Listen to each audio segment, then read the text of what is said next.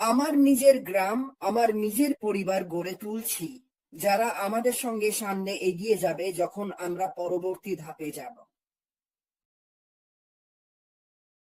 তাহলে আমাদের প্রতিষ্ঠাতা মিস্টার অ্যাশ এই মুহূর্তে তিনি দুইটি অসাধারণ টিমের মাঝে আছেন। ডানদিকে তার আছে এই লিগ্যাল টিম, একদল বিশেষজ্ঞ। উনি আমাদের বলেছিলেন একটি টিম যারা আসলে বিশ্বের সবচেয়ে ধনী ব্যক্তি ইলন মাস্কের সঙ্গেও কাজ করেছে। আর বাম দিকে তার আছে যেটাকে আমরা বলি উদ্ভাবকের স্বপ্নের টিম, আর তিনি এই দুই দলের মাঝে আছেন। তাহলে এখন তার কাছে সবচেয়ে ভালো পরামর্শ আছে আইনগত এবং প্রযুক্তিগতভাবে। তিনি এই দুই দলের মাঝে আছেন, কিন্তু তিনি কে? মানে ওই ব্যক্তি, ওই মাঝখানের মানুষ। যেমন আমার ভাই অলিভার গত সপ্তাহে বলেছিল, উনি আমাদের কোম্পানির সবচেয়ে বড় সম্পদ। ও হ্যাঁ, এই কোম্পানির সবচেয়ে বড় সম্পদ, কারণ তিনি একজন আইটি লোক। তিনি আইটি দিক থেকে এসেছেন এবং তিনি একজন দক্ষ মার্কেটার, যার আছে শক্তিশালী পেশাদার যোগ্যতা। তাই আমি এটা বলছি এই কারণে যে আশবাফারা জানিয়ে আসছেন সেটা কোনো পরীক্ষা নয় যেটা করা হয়েছিল আর পরে সেটা হঠাৎ বড় কিছু হয়ে গেছে। এটা দুইজন তরুণ, মানে কিশোরের দাম্পে খেলা করার মতো কিছু নয়, যেটা পরে বড় কিছু হয়ে গেছে। একদম ঠিক। এটা কোনো গ্যারেজ থেকে শুরু হওয়া প্রকল্প নয়। এটা এটা মানবতাকে উন্নীত করার জন্য একটি পরিকল্পিত প্রচেষ্টা, বন্ধুরা। এটা করেছেন এমন একজন যার আছে প্রয়োজনীয় পেশাদার যোগ্যতা এবং অভিজ্ঞতা। এটা এসেছে এমন একজনের অভিজ্ঞতা থেকে যিনি বসে হিসাব করে মানবতার উন্নতির জন্য কিছু তৈরি করেছেন, এবং এবং যে প্রাথমিক ফলাফল আসছে তা তার হিসাবের যথার্থতা প্রমাণ করবে। এটা তৈরি হয়েছে ত্যাগের মাধ্যমে। ত্যাগ, চরিত্র এবং উৎকর্ষ। ত্যাগই আমাদের এখানে নিয়ে এসেছে। ত্যাগ, বন্ধুরা, এই শব্দটা ভাবো। ত্যাগ, সে তার টাকা ত্যাগ করেছে, সে তার পরিবার ত্যাগ করছে, সে তার সময় ত্যাগ করছে, সে তার নিরাপত্তা ত্যাগ করছে, সে সব কিছু ত্যাগ করছে তোমার জন্য, আমার জন্য, আমাদের সবার জন্য, পুরো পৃথিবীর জন্য। কারণ কারণ তার এই ত্যাগ থেকে পুরো পৃথিবী উপকৃত হতে চলেছে। এটা এক ধরনের চরিত্র। গত সপ্তাহে আমরা এই চরিত্রটা দেখেছি বারামতি আর ক্রিসের মধ্যে। এটাই সেই চরিত্র যেটা আশবাফারা গড়ে তুলেছেন, ভালোবাসা, সহানুভূতি আর আশার চরিত্র। গত সপ্তাহে আমরা সেটা দেখেছি। এটাই সেই সিস্টেম। এই চরিত্রটা অসাধারণ। এটা ভেতরে, এটা আশবাফারার সিস্টেমের একটা অংশ। এই চরিত্র, মানবিক চরিত্র আর আত্মা, এটাই আমাদের এগিয়ে নিয়ে যায়। আর আমার কাছে এটা কোনো কাকতালীয় নয় যে বারামতির সঙ্গে যা ঘটেছিল, ওর বিশ্রাম নেওয়া, সুস্থ হওয়া, আশবাফারাকে সামনে আনা, দেখানো, এটাই তো সেই মানুষ। এটাই সেই মানুষ যাকে আমি বোস্টনে দেখেছিলাম। এটা ত্যাগ, এটা চরিত্র, আর এটা উৎকর্ষ, বন্ধুরা। উৎকর্ষ। আশবাফারা সবসময় সেরা চায়। ওর ডান পাশে আছে ওর আইনি টিম, বাঁ পাশে আছে ওর সাপোর্ট টিম, আর ও যে প্রোডাক্ট নিয়ে আসছে, আমাদের সিস্টেম শ্রেষ্ঠ, আমাদের সিস্টেম নিরাপদ, আমাদের সিস্টেম সেরা। এটা আমাদের জানা যে কোনো কিছুর থেকে 300 গুণ ভালো। তাই ও উৎকর্ষের জন্য চেষ্টা করে যাচ্ছে। ও সব সময় উৎকর্ষের জন্য চেষ্টা করে। আশবাফারা যা কিছু প্রকাশ করে সব সময় উপরে নিচে সব দিকেই যায়। ও পেছনে পড়ে যায় শুধু নিশ্চিত করার জন্য যে সেটা উৎকৃষ্ট অবস্থায় আছে। আর তারপর ও এটা তোমাদের দিচ্ছে খুবই সাশ্রয়ী দামে। আমাদের প্রতিষ্ঠাতার হাতে চেম্বারে মাত্র একটাই গুলি আছে, তাই ওর হিসেব অবশ্যই ঠিক হতে হবে। ও বাঁ দিকে ঘুরে দেখে লিগ্যাল টিমকে, ও ডান দিকে ঘুরে দেখে টেকনিক্যাল টিমকে, আর ও মাঝখানে পরামর্শ শুনছে। তাই যখন ও সেই দরজা খোলে, যখন ও সেই গুলি ছোড়ে, তখন সুপার ইউনিকর্ন ছুটে যায়। সুপার ইউনিকর্ন ছুটে যায় বন্ধুরা। মনে করি যখন অ্যাস্টিন খুঁজতে বেরিয়েছিল, এই যাত্রা শুরু করেছিল, তখন সে বলেছিল আমি সবার জন্য সমান সুযোগ তৈরি করব। এটাই তার মানসিকতা, সবার জন্য সমান সুযোগ। আমি বড় আর ছোট দুজনের জন্যই সেতু তৈরি করছি। এটা সারা বিশ্বের সবার জন্য, কারণ সবাই, প্রতিটি কোম্পানি, প্রত্যেকে বড় হোক বা ছোট, কৃত্রিম বুদ্ধিমত্তার প্রয়োজন। আমি আগামীকালের প্রযুক্তি আজ তৈরি করব।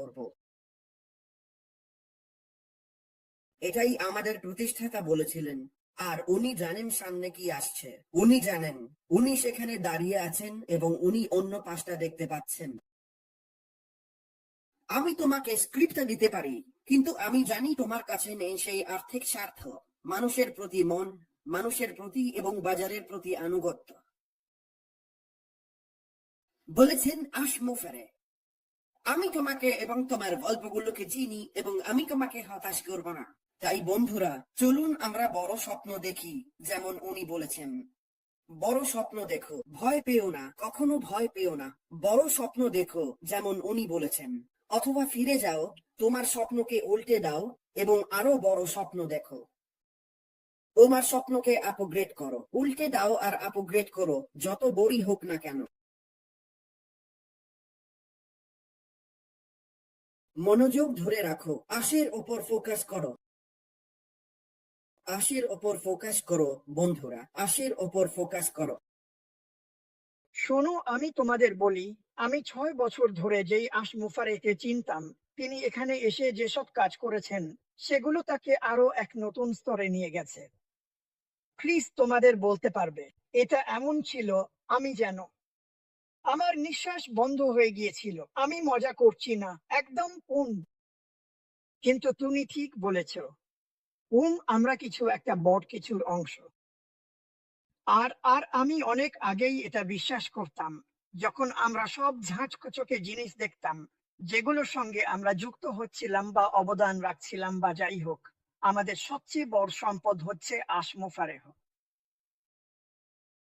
কোনো ঝাঁচকচকে বিল্ডিং নয়, কোনো রেল স্টেশন নয়, ঝাঁচকচকে গাড়িও নয়।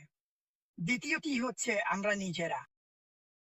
আর যতদিন আমরা তার দেখানো পথে চলব, তিনি আমাদের জন্য যে রাস্তা তৈরি করছেন, সেই পথে এগোব, আমাদের কেউ থামাতে পারবে না। আমরা অপ্রতিরোধ্য। আর আমাদের আমাদের মনে রাখতে হবে, বড় ছবিটা মনে রাখতে হবে। বড় ছবিটা শুধু বসে থেকে উৎসাহ দাও, উৎসাহ দাও, এমন মানুষদের উৎসাহিত করা নয় যারা আদৌ উৎসাহিত হতে চায় না। আমাদের আসল লক্ষ্য হলো এই অসাধারণ সুযোগটা সারা দুনিয়ার সঙ্গে ভাগ করে নেওয়া, একজন করে, 500 জন করে, 50,000 জন করে। আর সেটা সম্ভবে কারণ বব ডিকুসি ঠিক এখনই যা বললেন তার জন্য। একটা একটা মানুষের দল আছে। আমি প্রায় 3-4 বছর আগে, এখন 4 বছর হয়ে গেছে, যখন আমি অ্যাটাক প্রোদের সাথে দেখা করি, তখন তারা অ্যাটাক প্রো ছিল না, তারা ছিল শুধু আইটি ছেলেরা। আমি সেখানে কিছু একটা দেখেছিলাম আর আমি ভাবলাম, তুমি জানো, এটা একটা উদ্দেশ্যে সাহায্য করবে। ওহো, আমি কি তখন কিছু চালাকি করছিলাম? হ্যাঁ, ঠিক ধরেছো, আমি করছিলাম, কিন্তু আমি চেয়েছিলাম এটা থেকে মুক্তি পেতে। মানুষ বারবার বলছিল, কবে আমরা লঞ্চ করব। এখন এটা কি অন্য কিছুর মধ্যে রূপান্তরিত হয়েছে? ওহো আমার ঈশ্বর, হ্যাঁ। মানে আমি মনে করি আমি ওদের 4জনকেই বলেছিলাম, দেখো, এই মুহূর্তে তোমরা একটা বড় সমস্যার সমাধান করেছো, কবে আমরা লঞ্চ করব। তোমরা টেকনোলজির দিকটা ব্যাখ্যা করেছো আর সেটা কতটা কঠিন সেটাও বুঝিয়েছো। এখন তোমরা উঠতে চাও, আর যদি সেই পাহাড়ের কিনারা থেকে ঝাঁপ দাও, তাহলে তোমাদের ডানা ঝাপটাতে হবে, না হলে 125 মাইল প্রতি ঘন্টা গতিতে মাটিতে পড়ে যাবে। আর ওরা সেটা করেছিল। আর এখন দেখো ওরা কোথায় পৌঁছেছে। এখন ওরা বিশ্বের সবচেয়ে বড় কোম্পানির মুখপাত্র, আর ওরা আইটি ছেলেরাই, যেটা দারুণ একটা ব্যাকগ্রাউন্ড।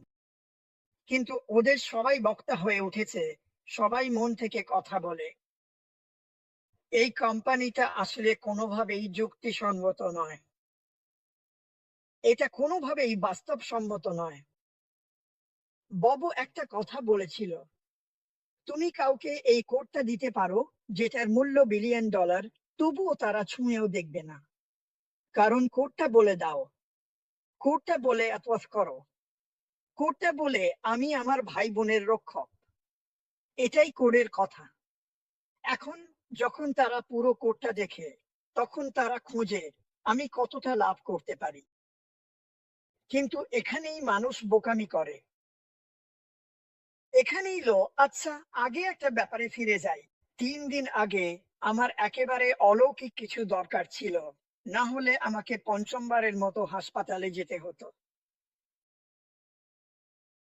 আমি আমার পরিবারকে, আমার নাতি নাতনিদের সকলেই এখানে এসে আমার বিছানার পাশে আমার জন্য প্রার্থনা করেছিলাম।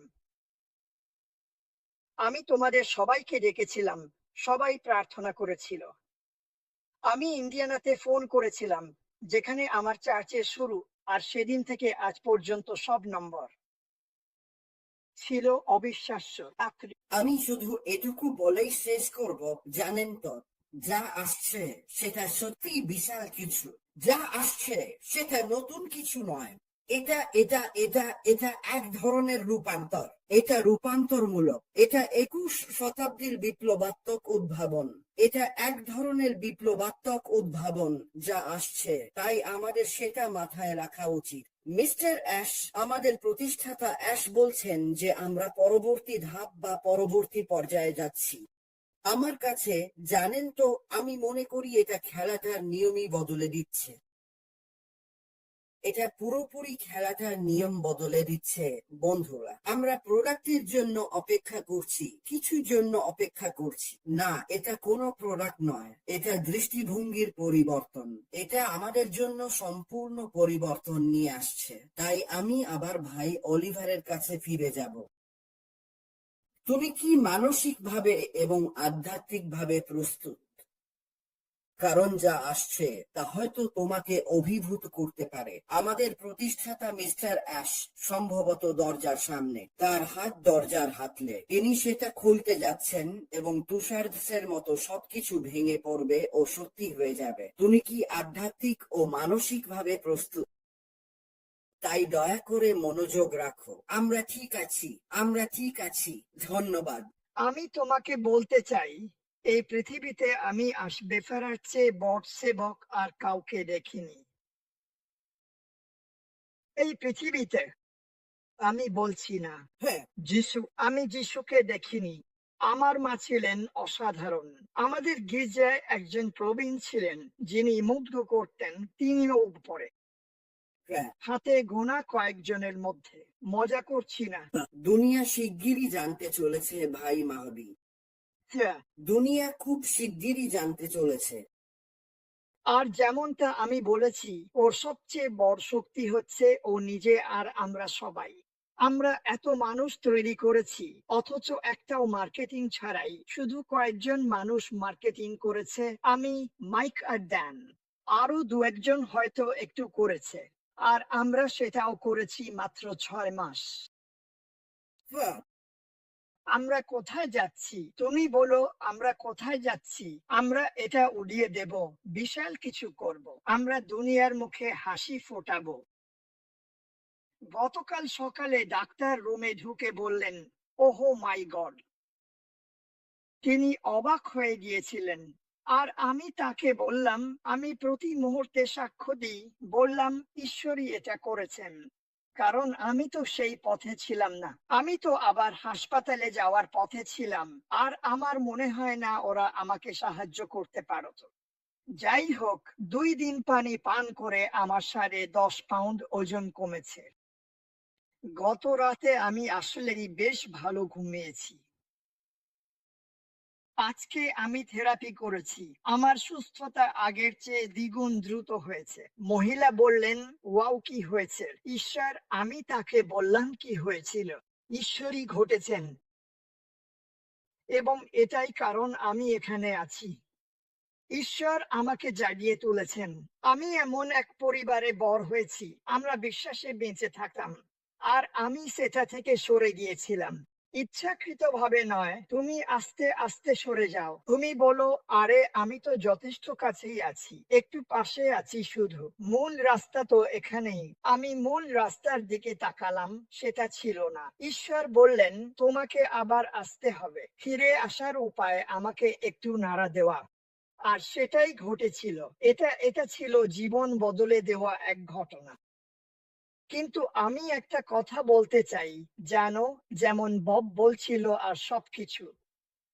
যদি যখন অ্যাশ প্রস্তুত এগিয়ে যায় বা গলি ছোড়ে, আমাদের আসলে তেমন কিছুই করতে হবে না। তবুও এমন একটা প্রভাব পড়বে যা তুমি বিশ্বাসই করতে পারবে না।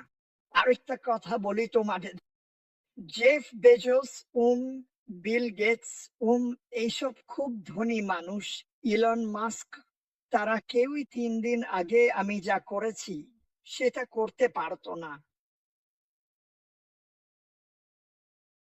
পৃথিবীর সব টাকা দিয়েও তারা আমার জন্য 1 লাখ বা তার বেশি মানুষের একটা সেনাবাহিনীকে প্রার্থনা করাতে পারতো না।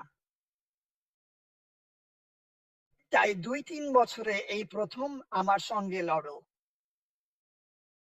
আমাদের কাছে শুধু টাকা বা সম্পদ নয়, আরো অনেক কিছু আছে। আমি এটা সর্বত্র দেখেছি। আমি আর ক্রিস কয়েক মাস আগে প্যাট প্যারেন্টের সঙ্গে কথা বলেছিলাম। আমি বলবো, আমি ভেবেছিলাম প্যাট খুব বড় সমস্যায় ছিল। ক্রিস ওকে বলেছিল, আমিও বলেছিলাম, দেখো, মানুষ বলতে পারবে না কখন যাচ্ছ। ঈশ্বর তোমার মাথার চুলের সংখ্যাও জানেন। তিনিই জানেন তুমি কোন দিনে যাবে। আমি তোয়াক্কা করি না ডাক্তাররা কি বলেন। তুমি তখনই যাবে যখন তিনি বলবেন যাও। পরে ওকে দেখলাম, ও দারুণ দেখাচ্ছিল। তাহলে বুঝে নাও। কিন্তু আমি বলতে চাই, যেমনটা আগেও বলেছি, আমি আমার পুরো জীবন এই কোম্পানির জন্য কাজ করেছি। আমি কি এ নিয়ে উৎসাহী? উৎসাহের বাইরে, মানে একেবারে সীমার বাইরে। লোকেরা কি ভাবে তুমি পাগল? একদম ভাবে। কেন ভাববে না? আমি একজন মার্কেটার। মার্কেটিং করো, টাকা উপার্জন করো। আমি 6 বছর মার্কেটিং করেছি, 1 পয়সাও পাইনি। কিন্তু যে সম্পদ আমি পেয়েছি সেটা দুনিয়ার সব টাকার চেয়েও বেশি মূল্যবান। এবং এখানে একটা ব্যাপার আছে যেটা মানুষ সাধারণত একসাথে ভাবে না। যদি তোমার কাছে সঠিক উপাদান থাকে আর তুমি মানুষকে খুশি করতে পারো আর তাদের যা দরকার সেটা দিতে পারো, তাহলে সম্পদ আসবেই, তুমি চাও বা না চাও। আর আমাদের এই কোম্পানিতে এমন সম্পদ হবে যা কেউ কোনোদিন দেখেনি। এটা আমার ব্যক্তিগত মত। ফারাকটা হবে, যতটা পারবে ততটাই ভাগ করে নেবে।